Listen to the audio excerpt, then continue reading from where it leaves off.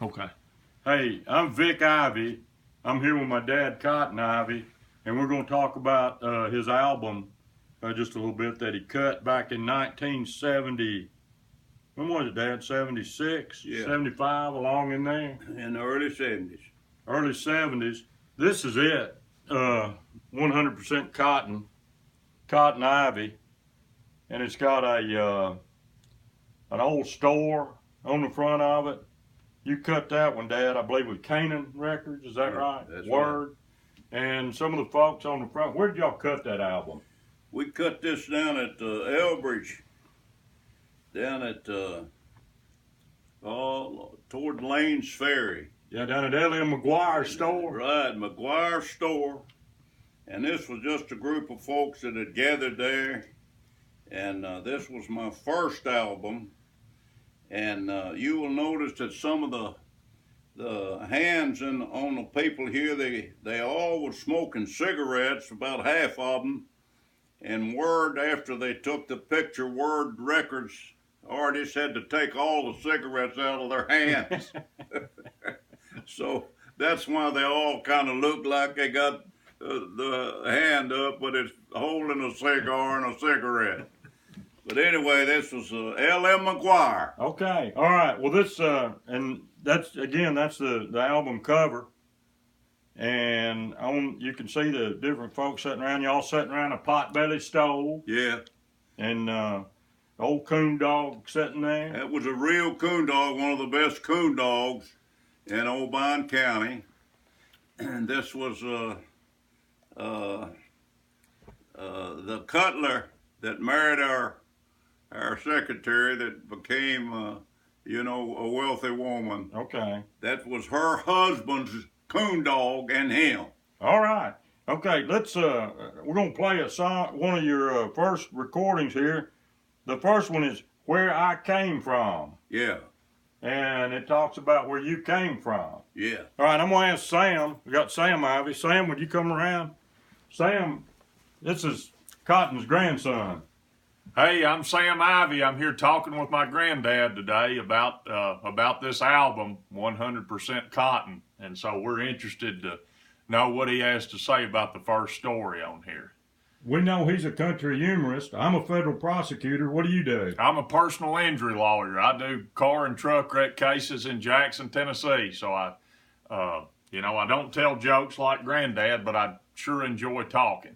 You can tell a story if somebody needs a representation in court, isn't that right? That's right, yes, Why sir. don't you play that first one for us? Okay, now this one's called what, Granddad? Where I Come From? Where I came from.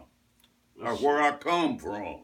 I hope I get this right on. You got to remember we use the country slang that's real and where I come from. Okay. Crank it up and let's hear this first one.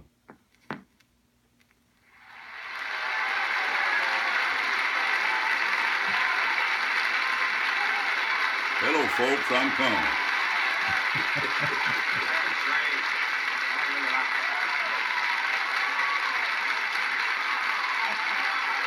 Let me turn it up. Hold it a minute. Where y'all recording? Hey, whoa. My hearing aid's gone out. Way down yonder in Taiwan Bottom. Grab that sack and pick that cotton. I was born on a 3-mule cotton farm up Brooksy Branch Road toward Taiwan Bottom. I was need a hearing midwife, aid. which means won't no doctor there when I was born. That's right. That's just the way it was. You know, cotton in my early years meant something to me. I remember in the fall of the year, that first bale of cotton that Daddy'd take off, it meant that I'd get some chocolate drops and orange slices brought home to me. And he'd also, you know what he'd do? He'd bring me my only pair of shoes I got that year. And I took care of them, too. I took care of them to the point that if it got cool enough, to put them shoes on and then warmed up again, I'd take them off.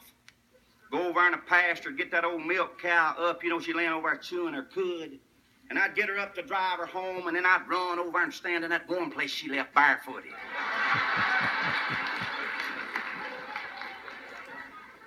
That's right. I know what it is to be from 4 rooms and a path.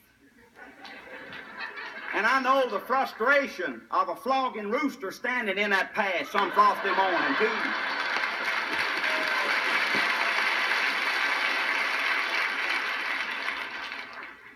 Up there, Where I'm from, up Brooksy Branch Road, the land was so poor that us kids had to fertilize around a flagpole before we raised a flag.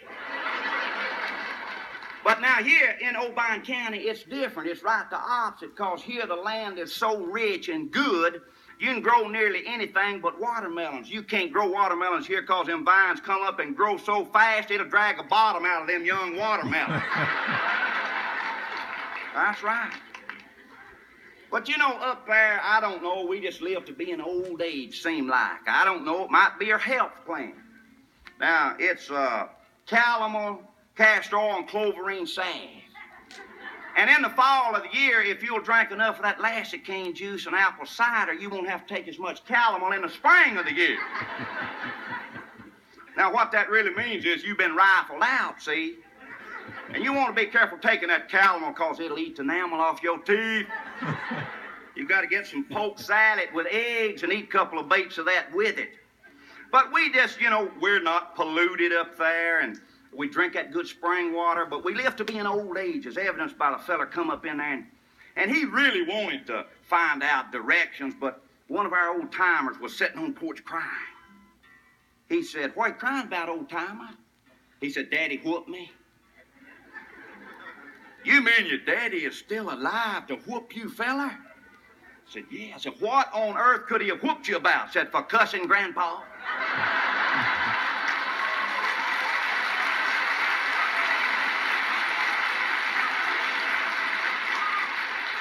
We had to shoot a man to start a graveyard up Brooksy Branch Road toward Tiger. But you know, folks, up there, we're a little bit different than y'all. We talk a little bit different than most folks in the world, as evidenced by the feller who moved from the south end of the county to the north end of the county. And he'd been gone 2 or 3 weeks, and we saw him down there, and he'd come back with a brogue, putting on airs. Says, "Hey, geez, Cotton, man, good to see you. Like to not have known you." Talking all that stuff, you know, putting on airs. And that Saturday, his little brother was getting ready to go to town. Said, "Ma'am, I ain't got no breeches fit to wear to town today." And this brother going to correct him, you know, putting on airs. Said, brother, don't say I ain't got no. Say, I haven't none." Then we had the old boy went off up north, got him a job on a pipeline. And old Fisher boy with him couldn't hardly write or spell no better than him, but this Bashir's boy said, "I'll ride home tonight." Said, "Y'all help me." Got that old wooden pencil out and sharpened it down with that Barlow knife, put that lid in his mouth so it'd write black. Said, "I'll write my wife tonight, Fish." Said, "You help me here." Says, "How you spell love?" Said, "L-U-V. Begin to write. He said, "How you spell rat?" He said, "R-A-T, feller, but man, I don't understand you writing your wife won't say love. What do you want to say rat for?" Said, "I'm writing my wife, say I want to love you right now."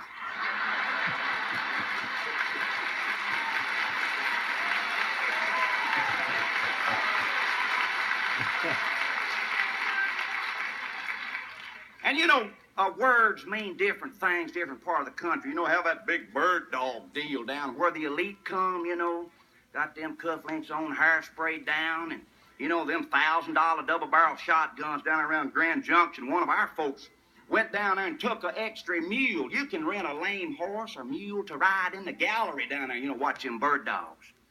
One of our folks had taken him an extra mule, and this fella come up, all big dog in it. He was with the elite. He said, "I'll rent that mule, run my dog down here a little bit." Said, "Farmer, can I shoot off that mule?" Said, "Yes, sir." He got on there, you know, and put that $1,000 double barrel up there, and they went around the curve and turned that big high-priced bird dog out, and it's gone just a little bit, and they heard both barrels go off. And they looked at you, and here come that mule up through a shoemake packed sideways. Listen, here come that old boy, that sprayed hair done come down in his eyes. His shirt was tore. One breeches leg is done, you could see the hide here. This is your first story? And he was toting one shoe. He come up there and he said, "Listen, fella, you told me I could shoot off that mule." I said, "Yes, sir, but I knew you better not try to shoot on him." Okay. Let me stop it right now. Lift it off. Let's talk to you. Let's talk to you just a minute about where you came from. Where did you come from?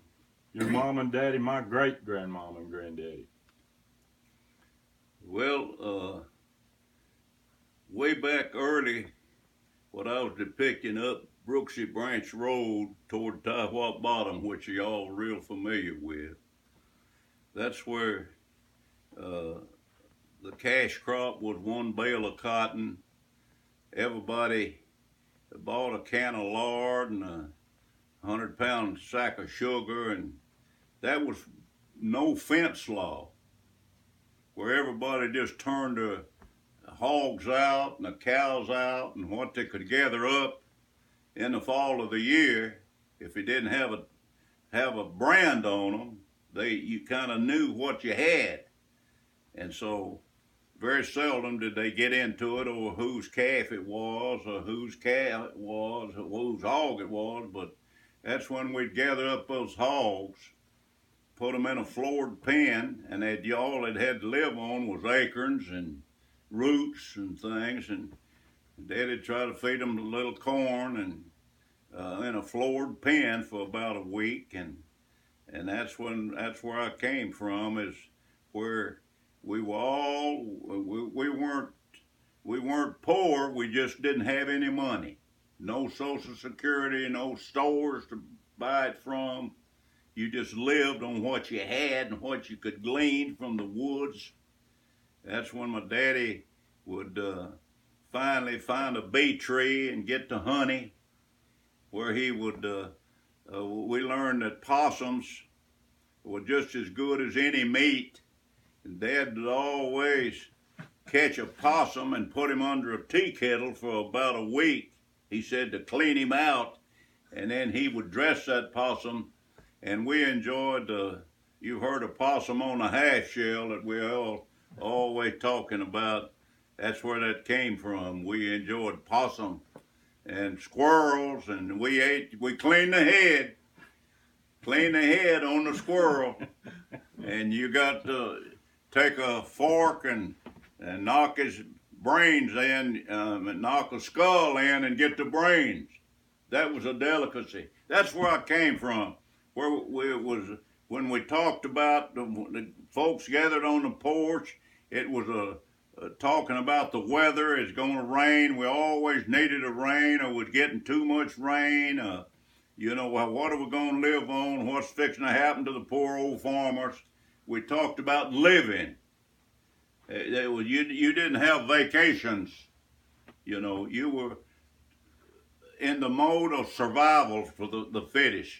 So all these stories that where you came from, that's real. That's real. That's all that I'm talking about in here is real living.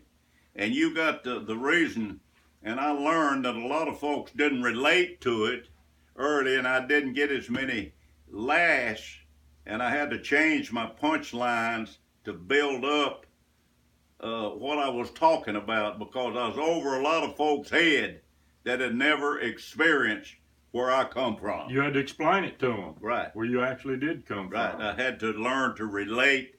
And you'll notice in my later albums where I always was in a hurry here to get to the punchline, because I thought you had to have a laugh about every 45 seconds. That's what Word Records out of Waco, Texas told me. You need to get a smile or a reaction from the crowd every 45 seconds. And I got hung up on that a little bit on this first album. Okay. All right. Okay, well, we're going to try to do some more of these Right. where we can get Granddad to explain the stories. We in will. the album. Okay.